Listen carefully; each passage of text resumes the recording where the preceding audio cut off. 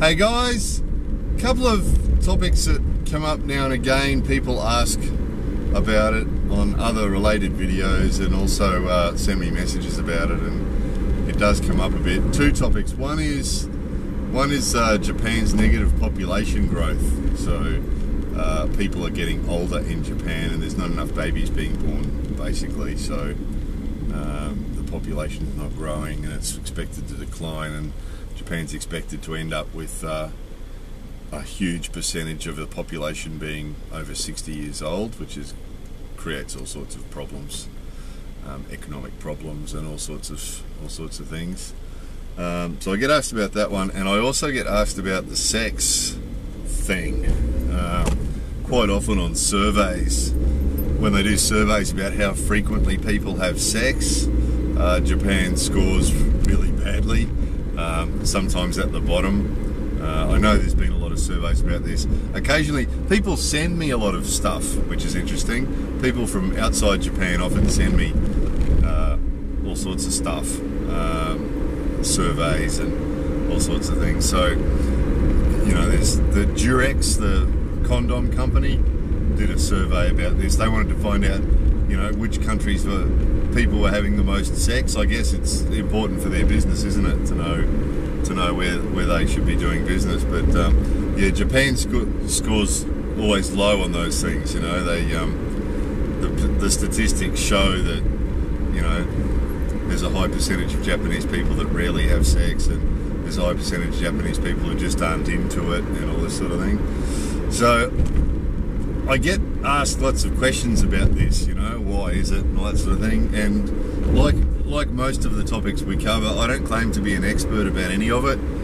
All I can do is make observations and ask other people to give me their observations, you know, Japanese people, and research these things for you. But you know, there's obviously a lot of people that are a lot more qualified than I to talk about such topics and have done all sorts of studies on it and that sort of thing. But I can just give you some observations, you know. So obviously those two topics are probably tied in together, you know. If a lot of people here aren't into sex and the negative population growth, I mean, obviously those two things could be well tied in together. So that's why dealing with them in one video. So yes, it is true that they've found that most, or that a lot. Oh, actually, I'll just tell you. First of all, I'll just clarify something, because whenever we make videos about this, there's always people that jump in and say, you know, that's not true. I know someone who. Okay. So first observation I'll make is, I know lots of happy married Japanese couples who are very happy, have very good relationships. I also know some Japanese people who enjoy their sex very much. So there's no doubt about it, you know, that there's a lot of very well-balanced, happily married, and people who are happy in relationships, and young people who are loving their sex. There's lots of people like that in Japan, no doubt about it. Okay, so I'll just say that first. Further observations is the statistics show that there's a huge percentage of Japanese people under 20 who just aren't interested in the topic, aren't interested in people of the other sex, and just aren't interested in dating, or just not interested, you know, basically. And that's what I see. That's what I see. You know, you see high school kids here walking around in groups of guys and groups of girls. You know, you do see couples walking around, you know, high school kids, teenagers walking around in couples. You do, holding hands, you know, occasionally. You do see that, and there is high school kids here, of course, that have boyfriends and girlfriends. But more often you see groups of guys walking around together and groups of girls walking around together, and not mixed in together at all. And a lot of their activities and the things that they do are separate. They're busy, as you've seen in our other videos in the interview series. They're really busy. You know, the kids, people under 20 here, are really busy doing stuff. They're studying and they're involved in their clubs, and they're doing lots of stuff. So they're busy. So not so much spare time to be spending with the members of the opposite sex. And that seems to continue on, you know, that's the people in there under 20, but over 22, you know, it's quite common. If you go Friday, Saturday night, go to a restaurant, you know, go to a family restaurant or go to a, you know, even go to a bar, it's quite normal to see lots of women at restaurants sitting around tables in big groups. You know, I've been in restaurants before. Might have actually mentioned this on the food and eating playlist. I've been in fast food, in family restaurants before on a Saturday night, where I've looked around and everybody in there has been women. There's been no guys at all. You know, and then and you go past the convenience store at 11 o'clock on a Saturday night, and there'll be a big row of guys in there reading the manga at the rack in the convenience store. Made a video about that before too. So, you know, I know couples where I'll say to them, "What did you do on the weekend?" And he says, "I went to Nagoya," and she says, "I went to Osaka."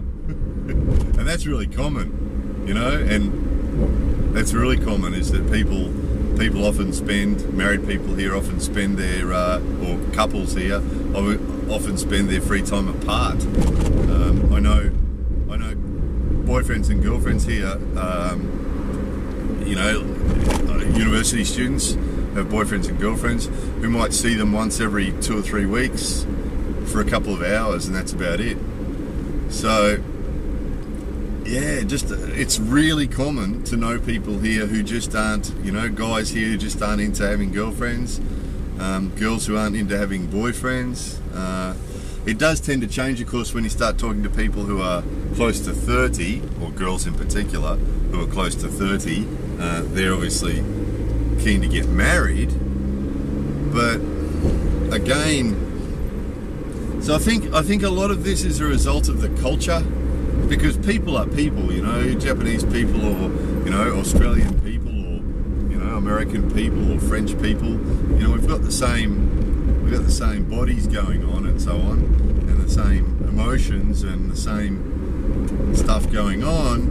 But I think the culture in Japan is different, and I think people here grow up in a culture where these things are seen differently than what they are in some other countries, probably. You know, I know someone recently who got engaged, a lady, around 30 years old, who got engaged, and I said to her, "Oh, that's exciting, you know, is he fun to be with?" And she said, "No, not really." And it was true. She's very honest with me, this one. And, you know, not really. And you know, is he fun to be with? Is he exciting to be with? You know, does he like doing the same things? No. And this is quite common, is that it's sort of like logical. It's like, okay, he's a stable person who has a good job, so he'd be an acceptable husband. And the guys are the same. You know, she's a nice girl who has a good reputation and a nice family, so she would make a good wife. You know, not always the case. I mean, I know couples here are romantic and, you know, fell in love and got married, and it happens, does happen. But it's really common to hear these stories where people are just practical about it. You know, he makes a good husband, or he would be a good husband, she would be a good wife, so they get married. And the old Japanese culture of arranged marriages, you know, where the families get the girl and the guy together and, you know, suggest they get married. It's not as common as it used to be, but it still happens. I know people here who've done it, who've, you know, the two mothers have taken, you know, the one mother's taken her daughter and the other mother's taken her. So the two ladies were friends, right? Two ladies were friends. One of them had a daughter, one of them had a son, and they took them to a restaurant, introduced them to each other, and then left them there in the restaurant to talk to each other, to discuss, you know, find out about each other and think about whether they should get married. And they're not forced to. It's not like that sort of culture where they're forced to, but it's suggested to them that this could be a good person for you, and they talk to each other, and, you know, that particular relationship didn't come to anything, but quite often they do. Quite often they do, because You know, she looks at him and says, well, he's sort of an appropriate husband, and the mother's already approved, and she looks at her and thinks the same thing. She'd make a good wife, and my mother's already approved. So it's sort of practical, you know, the practicalness of getting married. And again, not always the case, but I'm just telling you what I've seen and what I've heard, and I've seen and heard a lot of this. It happens a lot here, you know. So it's just the way it's seen. And then, so of course, if you're starting from a place of the relationships, if the relationships are practical, which is often the case, and they're only sort of going through the motions, their spare time, a lot of these people that I know, their spare time, they don't want to spend it with their partner, they want to spend it with their friends. And that's what they do. The guys that go off and spend the day doing something with their friends, playing golf or something, and the girls that go and spend their day doing things with the girls, you know, and they're not interested in spending time with each other. So if you get to the question about, you know, why aren't people here having sex very much, well, there's one reason: they're not spending enough time together, and they're not into each other. They're not romantically into each other, you know, that the person that they're with. There's also some practical stuff as well in Japan. Very common for people to live with their families. So it's common for people to live with their mum and dad until they get married, whenever that may be, whether that be 30 years old or 40 years old or whenever that may be. Very common. And it's also very common for people to live with their families after they get married. So they get to 30 years old, they get married, and then their partner moves into the house with them and their family, and then they have kids, and then they, you know, I've covered all this in other videos. So then they have kids, and then they build another house on the same block of land for their family, or they knock down the old house and build a two-story house, and they all live together. Very common. The living areas that people have in their houses are usually very small, so the spaces that people in Japan live in are usually very small, the walls are very thin. So if you stop to think about people living with their families in small houses with thin walls, wild romantic scenes aren't exactly going to be easy. So again, you know, there's a practical aspect to it as well, but it just seems, I don't know, it just seems like when I was a teenager, sex was a big topic, you know, amongst my friends and amongst everybody I knew, male and female. You know, it was a big topic. I'm sure it still is in amongst teenagers around the world, but it's just not here, and that seems to follow through in their lives. And a few touchy subjects I don't really want to get into. I get asked all the time about hentai stuff. People talk all the time, always asking. It's funny the stuff that people latch onto, you know, that they know about Japanese culture, that they've seen on the internet or something, they latch onto this stuff. But I do get asked about the hentai. Hentai is like weird, deviant or strange sex stuff, you know, like the tentacle rape, pornography and stuff like that. I mean, that stuff's really extreme, and I think in any culture you'll find extreme stuff. But the truth is, and again, observation, the average Japanese pornography is rape related, usually. I'm not greatly into pornography myself, but I've stayed in enough hotels around Japan, and most of the hotels have porn on the television. And when you change the channel, the porn will come on for 30 seconds, and then if you pay money, it'll continue.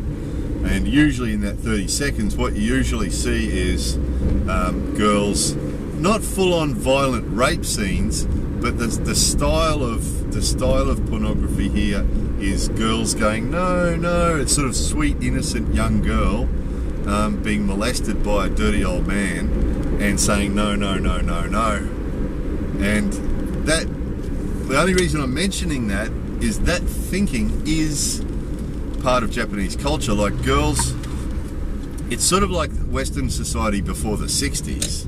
You know, good girls don't have sex until they get married. You know, good girls are virgins until they get married. Again, this isn't the way everybody thinks here, but this is a pretty well ingrained in the culture, is that, you know, girls girls shouldn't be having sex until they get married, you know, and they shouldn't be into it. And that's sort of this underlying image. I mean, pornography is not reality. Again, it's the fantasy reality thing. Pornography is not reality, but I think it suggests what the reality is. I think it shows the way some of the thinking here, and the thinking is that girls are sweet and innocent, and aren't interested in sex, and the old guys, you know, molest them and take advantage. And there's a million examples of this in their pornography and in their mainstream, you know, on TV and TV commercials. AKB48, the sexualization of schoolgirl, you know, this underlying thing in the culture. And I think, you know, psychologists would know more about this than I would, but it would seem that if you have a culture where it's not acceptable for girls to enjoy sex, and it's not acceptable for girls to want sex, and it's not acceptable to for girls to be empowered about sex, well, it's not surprising that there could be a big percentage of them that aren't into it. And this isn't my observation. This is the statistics. You know, the high percentage of them that aren't into it, and not surprising if their mental image of a good girl is that a good girl doesn't have sex, and their mental image of, you know, of themselves is if they're going to be a good girl, they can't be into it, and they've grown up with that, and that sex is sort of a dirty, weird thing, you know, that dirty old men want or something. You know, it's not a healthy. It isn't a healthy. The culture here, in relation to sex, and the culture here in relation to relation to marriage, relationships, isn't real good. You know, and again, I know healthy relationships here, and I know people here who you know, have very healthy relationships with their partners, and they have very healthy sex lives, and you know that of course that happens. But when you look at those statistics about why, you know, why is this, it's not surprising. It's really not surprising when you see the underlying weirdness, you know, the image that a lot of people here have about these things are weird and unhealthy, you know. And I think as a result of that would explain why a lot of people aren't into it. It's the girls, good girls, you know, the good girls are virgins till they get married. Generally, this is the way it's seen. The good girls are virgins till they get married. This is the pressure. This is the pressure that's put on them. And the other thing is that guys too. If you're an outgoing guy here and super friendly, you could be seen as ecchi, and ecchi is like deviant. And I made a mistake when I first came to Japan once of making a joke and winking. And I winked. It was a joke. I made a joke about, it wasn't sex. It wasn't a sex thing. It was just a simple joke about something. I can't even remember what it was. It was irrelevant. It wasn't a particularly funny joke.